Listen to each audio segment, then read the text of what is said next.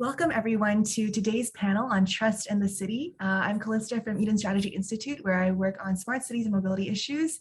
And I'm so delighted to be here with our three lovely panelists today, discussing this really important topic about trust. It's a big word, it's a big concept, but I think very much central to this discussion and debate about smart cities.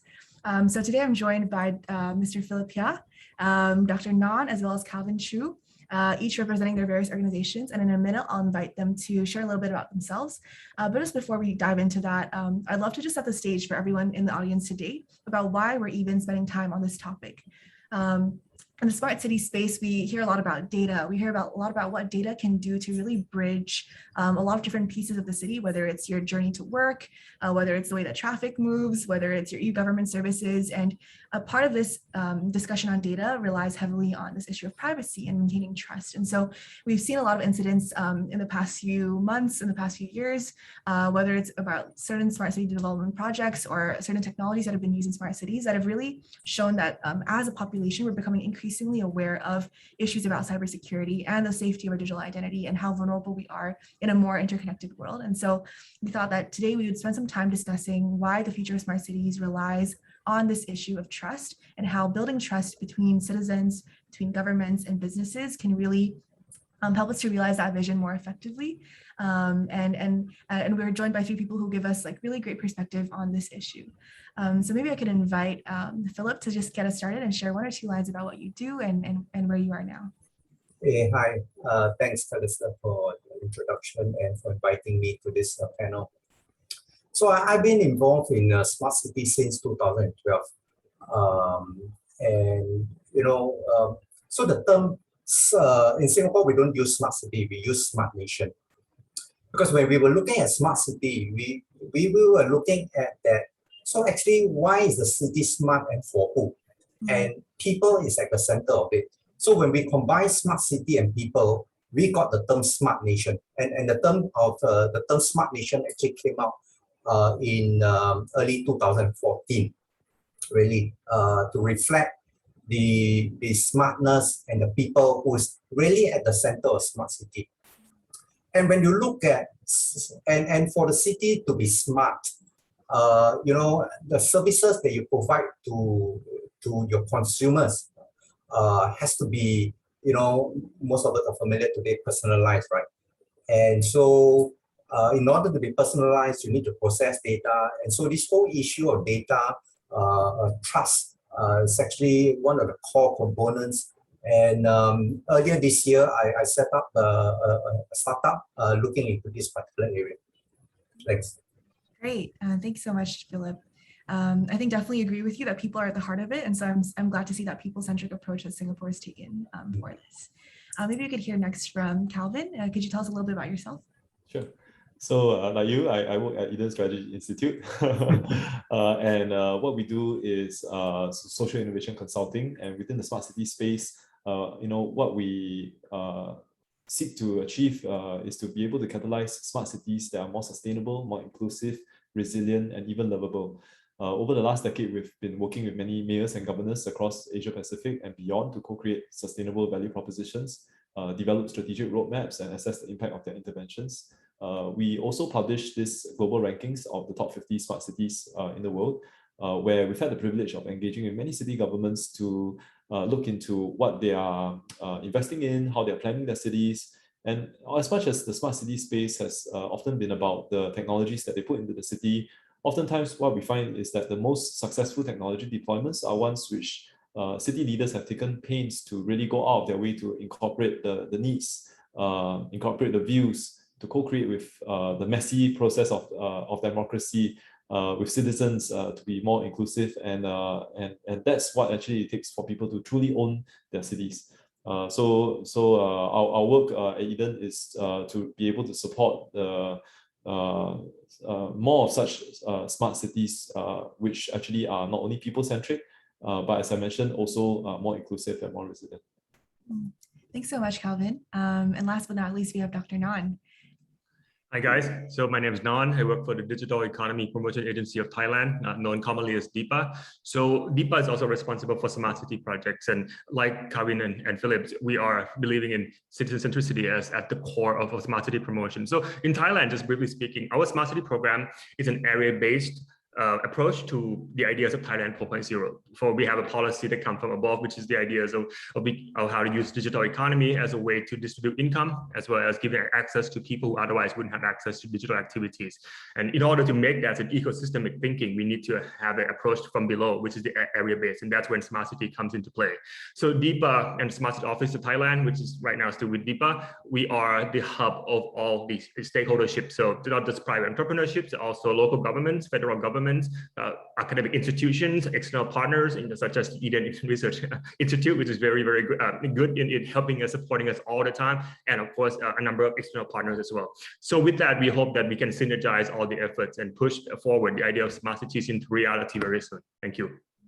Thanks so much, Dr. Nan. I think DEPA does great work in Thailand, and it's great to see we have two folks here who are really driving this smart strategy at the nation level, which is really quite special and unique. So really, really glad to have both of you. I was thinking, just to kick us off and really get into it, it'd be great if each of you could share from the different perspectives that each of you have. What have you been seeing that even gives us an indication that trust is something that we should be looking at and spending our time focusing on? I wonder if you've encountered certain incidents or read about certain news articles, or you see some trends that you can just share with our audience that really lead us to think about trust and really have been pushing us to spend more time reflecting on this issue of trust, especially in the past year. Maybe Calvin, you can get us started on this. Sure. There are various trust surveys and indices, and in 2021, we saw that post-COVID, there were reports of this global trust bubble bursting. Trust is in decline globally, not only in the US and China, but in many different countries. From a society standpoint, we see that because coming out of COVID, it has really push, especially from the society and business standpoint, people into different extremes. For example, supply chains are becoming discontinuous. People don't know if they are able to trust, if they can get basic products like bread and toilet paper, for example. Employers that are seeing employees work from home are seeing some issues about whether they can trust their employees or not. Public, for example, in the vaccination space, public safety, when people take the mass rapid, if they can trust the passengers sitting next to them or not. And increasingly, from a technology standpoint, we also see that with the advent of AI, for example, and autonomous vehicles, lives are being put into the hands of algorithms, and we need to be able to trust that as well increasingly. So certainly from a business society standpoint, I think there are many trends that I think are telling us that we are at the cusp of really needing to take a very strong look at what trust means now and in the future. Yeah, I really like that. I like it really seems like trust is this very insidious, or I don't know if that's the best word for it, but it really is below all of these little things that we're seeing on the surface. It's really that root concept that can tie a lot of these different trends together. I wonder, Philip, if you could share maybe from the tech space what you've been seeing and why trust is becoming more of a priority for those in the tech space. I think you're on mute, Philip. Sorry. So I've been working on the digital economy since 2017. So as the world becomes even more digitalized, you find that a lot of companies are gaining competitive edge because they know how to make use of data, right, to provide very good services. And so this has gained importance, and actually consumers also starting to realize this issue of data and data privacy. Some of us would have known, right, that we go to a certain e-commerce website, we get recommendations, and we sort of like expect it because I've been shopping with you, so you know my behavior. But last 2 years, some friends been asking, hey, do you know when I told this guy I like this, someone else whom I never interacted with started to give me very close recommendations to what I get. So consumers are starting to ask, hey, how did this happen, and what's happening at the back, right? So even though he's getting good service, and I'm sure he's not complaining about the good service, but increasingly they're asking questions about this data that I give to you, did you ask me whether I could pass on to the other guy, things like this. So this whole issue of data governance is coming to the fore. And consumers are saying, yes, I want good service, but actually I also want to have a say in who do you pass the data to and when, So these issues are becoming more important as a trend. Right. And I think they're having a real serious business impact, right? When you see a data breach, which has happened, I think, quite a few times, it really does something to your brand, and there's a very material impact. So it's not only, maybe it's twin forces. It's not just the consumers who are demanding of this, but also the businesses realizing that if they don't do something about it, they're also in trouble. Maybe e-commerce is one of those first spaces where you get the most exposure to this. But for Calvin, I think what you're sharing, COVID was actually one of the biggest pushes in this. I think Indonesia had a huge data leak of all of the vaccination records in the population. So those are huge factors. Dr. Nat, I wonder if you can maybe just add to this. I wonder if you have anything, particularly from the government angle, with regard to trust. Yeah, certainly. Well, first of all, data leak is a very critical issue. We have heard a lot of news about how government's trying to de-siloize data so that information can be integrated and we can make use of those big data. But once they're doing that without standards, what happens is that you get a lot of channels and holes for hackers to hack in, and data leakage has been one of the big problems. It makes people wanted to push back against the ideas of data integrations. Second of all, financial institutions, because we want to push e-commerce, want to push cashless society, want to push probably a digital currency, but there's a lot of problems with financial institutions who still haven't been able to secure data yet, and especially when it comes to monetizable data like that, it is something that is very crucial. Third, I think e-commerce transactions, as Philip and Calvin kind of alluded to a little bit there, we have a lot of issues of trust here, because when you're dealing with e-commerce, you don't really know who's selling stuff from the other side. So you see a lot of news about how what you see is not what you get, and what you get is not what you expected, things like that. So that's the kind of trust issues that are quite important.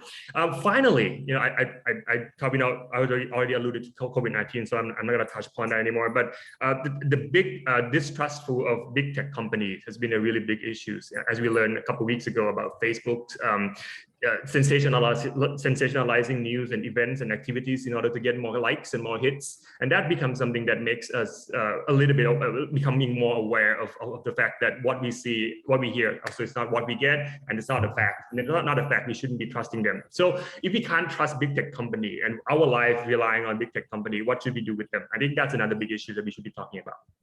Yeah, I think that point of integration is really great. And so I heard a couple of things here. There's one about pace, right? The pace at which things have evolved so rapidly, things have almost gone out of control, and now we're seeing increased expectations for order, for governance, for us to reinstore this trust.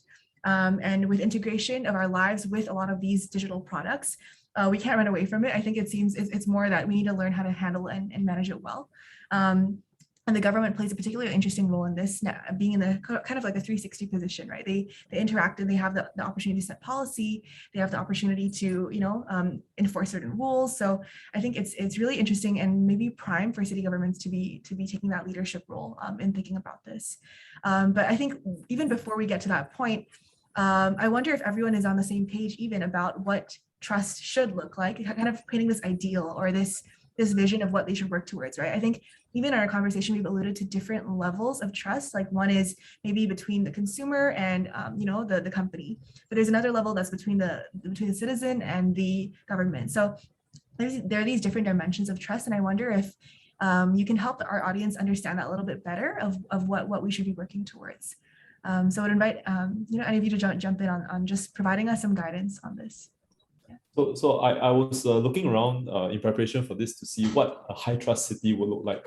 And I just thought to maybe share a couple of interesting examples that I came across. For example, I have friends in the Philippines who tell me that every religious fiesta across the villages and the towns, actually all their doors will be left open 24 hours. They are partying all the time, and strangers are welcome to come into the house and they will welcome them, feast with them, and then they move on to the next house, and they'll do this kind of thing. I think we have many stories of how in Japan, even if you lose your wallet, for example, on the floor, they'll pick it up and they'll place it on a pedestal so you can see it. There are school children at 6 years old, for example, navigating the quite complex public transportation system in Tokyo, for example. Places like Israel, for example, they do these public libraries where I just trust first that you're not going to run away with all my books, and then that creates the kind of social norm.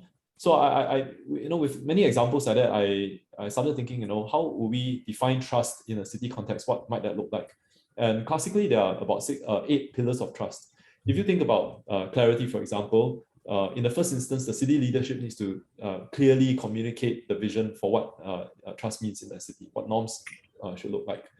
The competency of a city, is the city sort of functioning well? Is it dependent? Is the public transport, for example, dependable? Is it delivering results for us, creating jobs for us? Is it contributing to us? That's also important. Compassion comes in. Do you actually care for citizens' well-being? Are you consistent in the way that you deliver your results? Connection, right? Is the city actually really helping citizens forge relationships? Character. Does the city have the algorithms written, for example, smart city, to do the right thing? What does the right thing look like? And finally, commitment. Even when times are down, when the chips are down, does the city leadership follow through despite hurdles? So across a broad city context, I think the classical pillars of trust would still apply. And although we are talking about smart cities and future cities, to me, it's still a very a fundamental human value. Yeah, thanks for that, Calvin. A couple of concepts there: clarity, compassion, connection, character, commitment. I don't think I got them all, but hopefully those who are tuning in were, following along on that. I wonder, Philip or Dr. Don, if you have any other kind of perspectives of how we should be thinking about this and for what, right? What is that outcome that we're working towards, especially in a smart city context? Maybe I can just offer my perspective, and I want to come back to your point earlier about government needing to do more, step up, etc. I have a counter view to that actually. Sure. I feel that trust is not just in the domain of government. Yes, government is a regulator of trust, but we would definitely like to see more self-regulation so that trust can be generated from the ground. So the work that we have been doing over the last couple of months, so what we've been doing is to pull together many industry players coming together to talk about the issue of trust. And recently, we just launched a new committee in one of the local associations here called Digital Trust Committee to really talk about what an industry-led trust initiative might look like.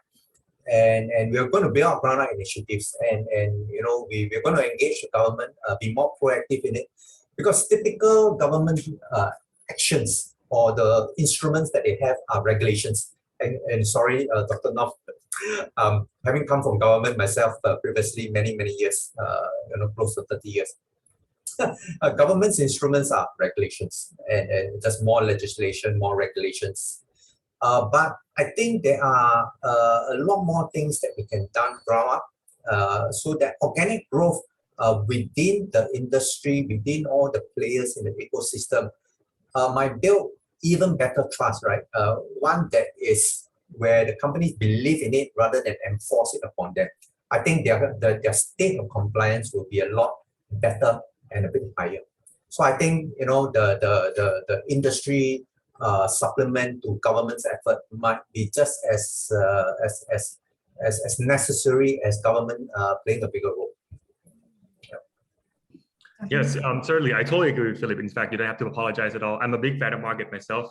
I'm a big fan of the way in which market works, because if you incubate a good market, a healthy market competitions, you don't even need a government at all. Because what happened is that instead of government putting rules putting rule and standards, you get a market competing to get customers. So when you do that, you get better services, you get cheaper services, you get much better provisions of services as well. But then the role that government would have in this scenario would be to minimize its negative externalities by ways of providing some standards, because there are still people who look up to the government as opposed to look up to the market, because market is really complicated. Government is complicated too, but you can actually find its form within the framework of the architecture of the parliament or something like that. But the market is messy, right? So people still look up to government in terms of give us some clues and key. And then as Carwin has been doing webinars a few times on behavioral economics, the nudge unit in England, the behavioral insights team elsewhere are working really hard to actually make sure that the role of government in minimizing negative externality is there to help people who still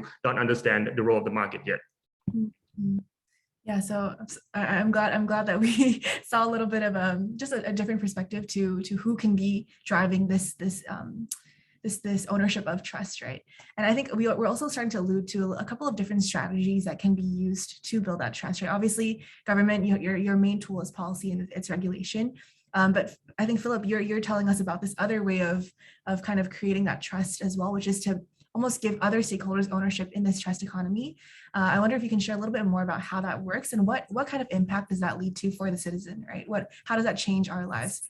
Remembering that, again, the smart city is about the people who are living in it and creating this different experience for them.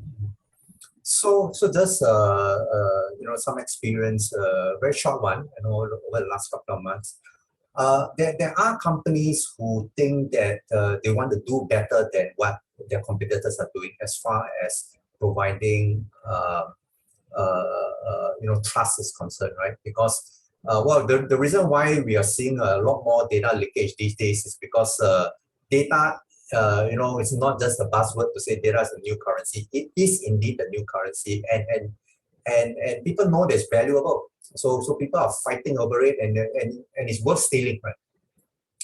So companies that have used data, and of course there are many companies that use AI to offer very good services. They want the trust of their customers, and for the customers to trust them, so that the customer may give them a little bit more insights to themselves, so that they can offer even better services. So that is about market competing to outdo one another in the area of trust to get better services. So, Dr. Nom coming from government will love this, because then the market is self-regulating. Everyone is falling in line. Everyone is complying, not because government has said so, because if you don't do it, the customers is saying, I'm not going to use your service because you don't fall into that category. And when companies are incentivized to provide, are incentivized because they get more customers and premium, being able to offer premium services, and they are therefore incentivized, they will try to do as well as they can. So this is the market self-regulating. So if the market can self-regulate and you see more and better services being offered, that is the best, because it is operating on its own energy. Government pushing, you need a lot of effort. Yeah. So that, again, back to a very industry different approach, which can often be more efficient, right? You're almost running this little self-powered experiment on the side. And I wonder for Dr. Nan and Calvin, if you could each maybe share from other spheres, like other kinds of strategies that you've seen to help restore trust in contexts where it's been lacking. Sure.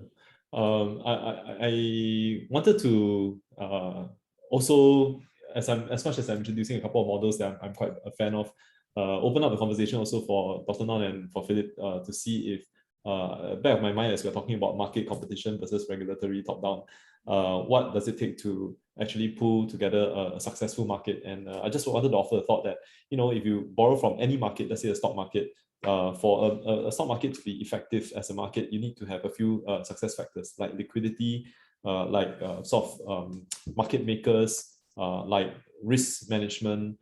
So if you translate that into a marketplace for trust, you want to have sort of first movers. That means for Philip, for example, leading an industry consortium to create ground up trust, you need to have several first movers to be able to come together to say, we are willing to be the market makers.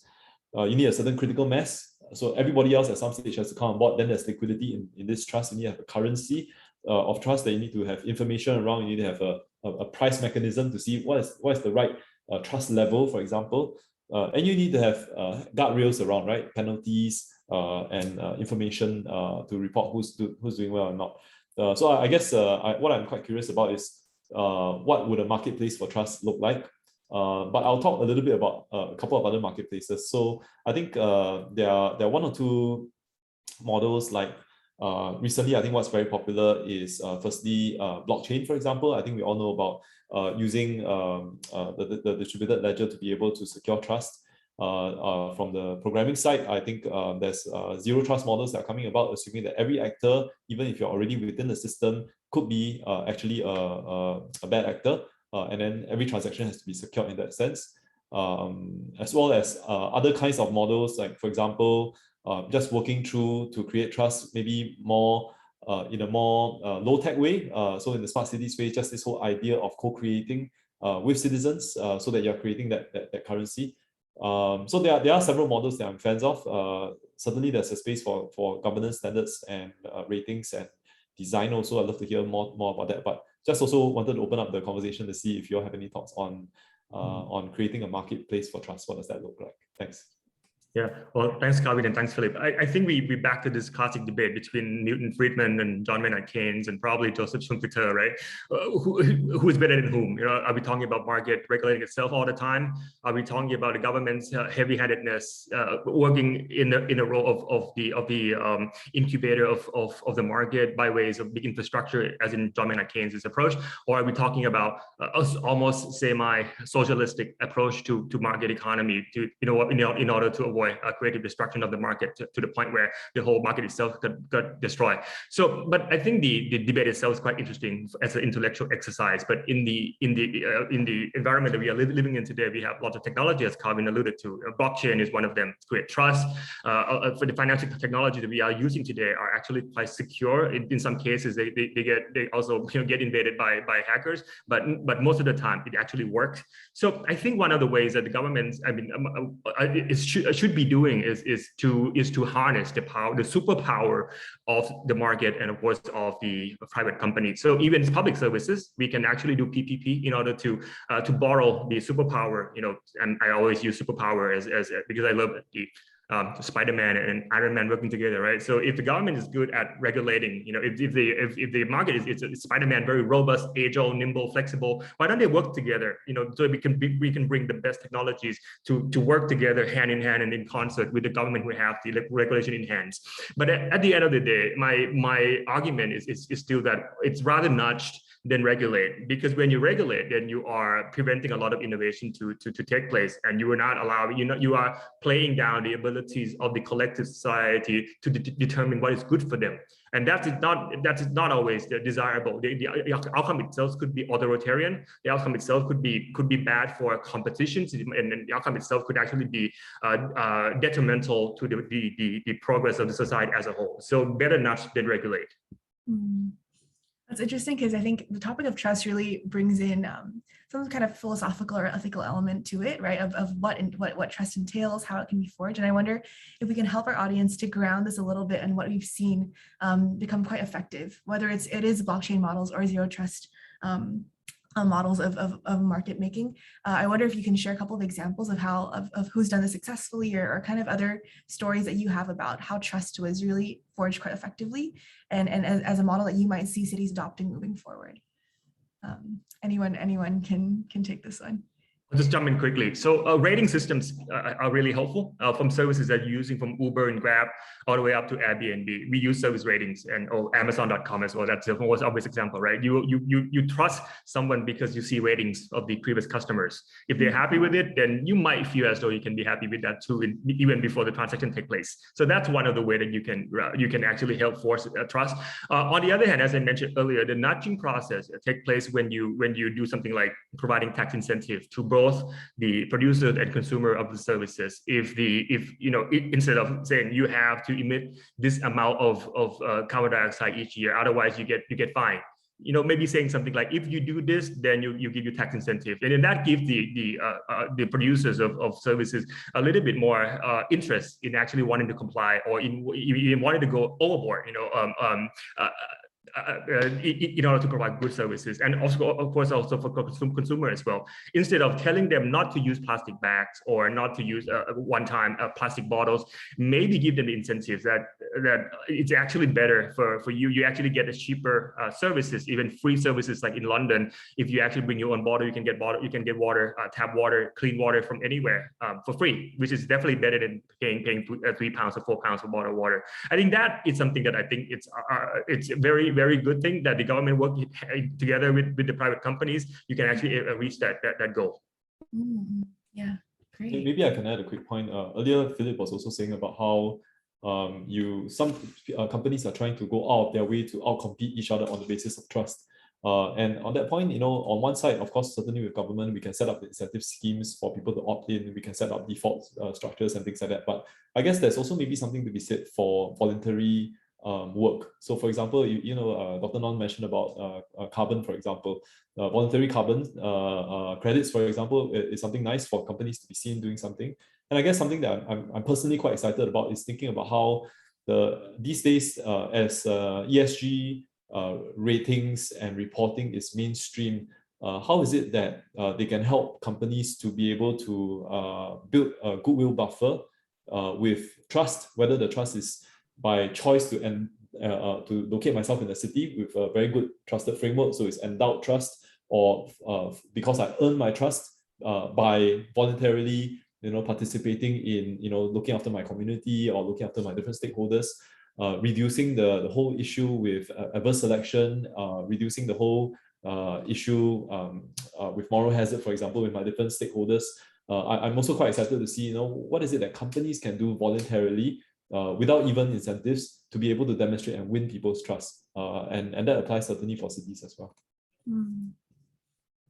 Anything to add there, Philip? I think you have one great model. Wonder if you've any learnings from your experience with Smart Nation and so on. So I want to build upon Dr. Nom's point in answering Kelvin. So Dr. Nom talked about ratings, that we trust the ratings of our fellow peers and all. So rating is a good measurement.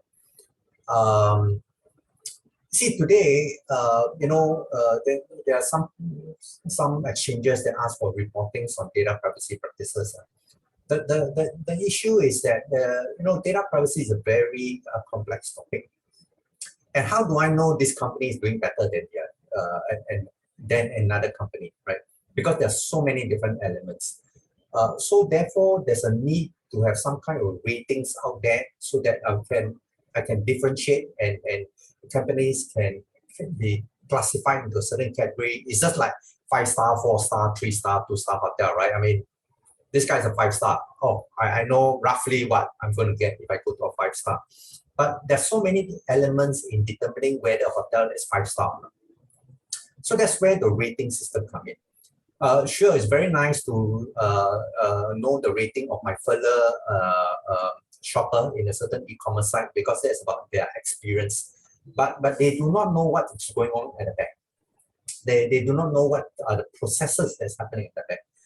And that's why we have come up with a rating system to measure 3 key elements of enterprises: corporate governance, data governance, and data protection or cybersecurity. And I want to focus a bit on the 2 earlier categories I talked about.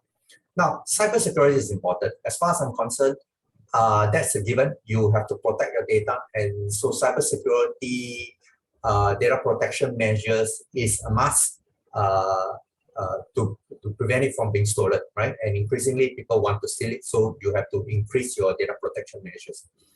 But are those measures good enough? So our view is that, look, you can build the best safe in the world.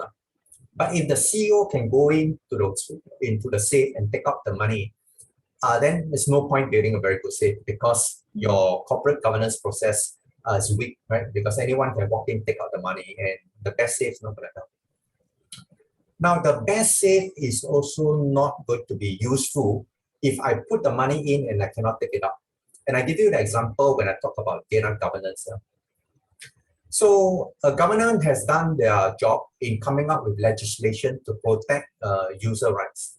So in GDPR and here in Singapore, we have the Personal Data Protection Act. The law actually accords the user some rights. So for example, in Singapore, I can ask a company if they have my personal data. And if I think it's wrong, I have the right to correct the data. But they say if the company can collect the data, offer you the best services, but when you come to them and say, can I have a look at my data? And you do not have a process to accommodate that, then that is a major failure as far as I'm concerned. It's like, to me, it's like putting money in the bank, but when it's time for withdrawal, the bank says, sorry, that there are no counters for you. And so where do I go to talk to the bank to talk about how do I take out my data? None. There are no processes. So the data governance part is also going to be equally important. Yeah. So if we put all these elements together, the measurement of an enterprise ability to not just protect the data, but to also have the corporate governance and the data governance practices to meet the needs or to meet the rights of the user will be important. Right. Yeah. Yeah. Thanks so much for that. I think that's quite a nice glimpse into the future and the standards that we should be expecting, and companies should be prepared to offer to the users and citizens as there's increasing awareness of privacy, as they're aware of the rights that they can exercise to protect themselves in a more digital, interconnected world. And I wonder if both Dr. Ngan and Calvin, if each of you can maybe think a little bit moving forward as well as we round up the session today, about what then this future of trust and the city, what's the relationship between these two in the years to come, right? And what does that mean for the smart city experience and for the smart city design? Either of you, feel free to take it. Thank you so much. I think Kawin alluded to something really interesting, which is the idea that if the private companies don't need incentives to be right, to be responsible, that's the ideal scenario. But maybe I beg to differ just a little bit. I usually agree with Kawin, but this one, I still believe that being right there are incentives to being right. Because if being right, being responsible means that you are building even longer trust with your customers. Because if customer knows that the fact that you are doing the right thing and responsible thing is not because you are driven by incentive, you actually gain more trust in a long term, and that's also good for the company, whether or not you actually get anything out of it immediately or not. So I think that's one of the things that it'd be nice to be able to approach. The working with private companies and of course with enterprises that way. So as a smart city promoter of Thailand, what we're trying to do really hard here is to make sure that it's not just about looking good for them to be able to do things that enabling a good trust system within the process. The one way that we wanted to push really hard is to use automations and machine learnings and maybe take as much as human errors as possible from the processes, because when you have human errors, when you have human involved in any processes, there always be some kind of errors in that. So something that can be automated, something that cannot be automated, we still need human touch, we use human touch. So even human centricity is still the core of smart cityness. We still believe that we can actually work together with digitalizations in order to deliver what is the best services for the people. That's an interesting angle, because I'm sure many people in the audience might be wondering, oh, if I automate and if I digitalize what I remove trust. But I think it's interesting that in your case, your thesis is that helps to boost trust in the different systems because you're removing this element of human error. So I think that's an interesting reflection point, maybe for the people in the audience.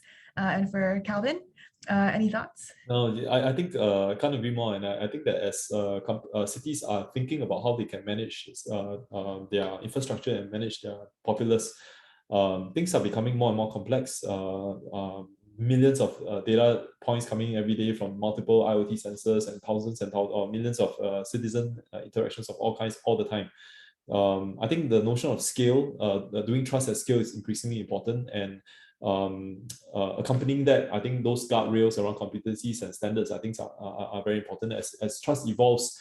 I think there's this idea we've been playing around about how from gentleman's handshake to institutionalized regulated trust to professionally managed skills-based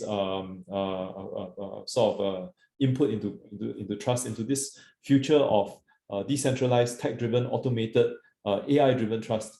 Certainly, I think that's an unmistakable way that we will have to go. But as much as that is important, I would say that it's tempting for us to conceive these two particular C's of trust which are about the competency and the ability to deliver trust, right? Consistent service, competent services. City doesn't fail you. But what I really love to be able to see as city leaders are planning for the city is also to still not lose sight of character, doing the right thing, your commitment when chips are down, for some of these aspects to come true. It's so easy to launch a campaign, do a big social media outburst, and at scale, we talk to millions of chatter on the line. We read their sentiment, for example, on using my bot. But I think there's still nothing quite like some stories I hear of mayors who go out of their way into the farthest little village, little hamlet, just to talk to this disabled old guy, just to make sure he's heard. I think there's something to be said for that as we scale as well. So I hope that the future of trust doesn't only become a purely automated, industrialized version of trust, but we still maintain the character. Great. And I think I couldn't have picked a better way to end it and finish on that note. We started with people, we end with people as well.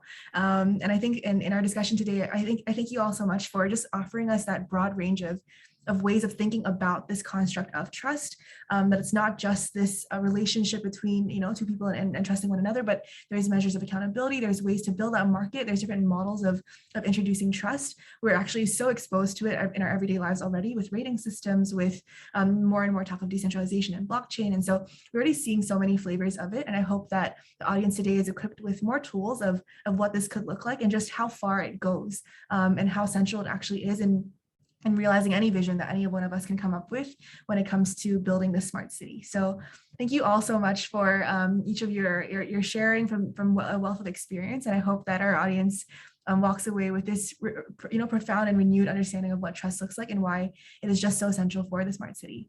So with that, I would like to bring this to a close. And yeah, just take care wherever you are. And for those of you tuning in as well, we hope to see you at the next World City event. Thank you so much. Thanks very much, everyone. Thank you. Thank you, everyone. All the best for your smart city journey. Yes. Thank you. Stay safe and stay in touch. Thank you. Thank you, everyone. Thank you. Bye-bye.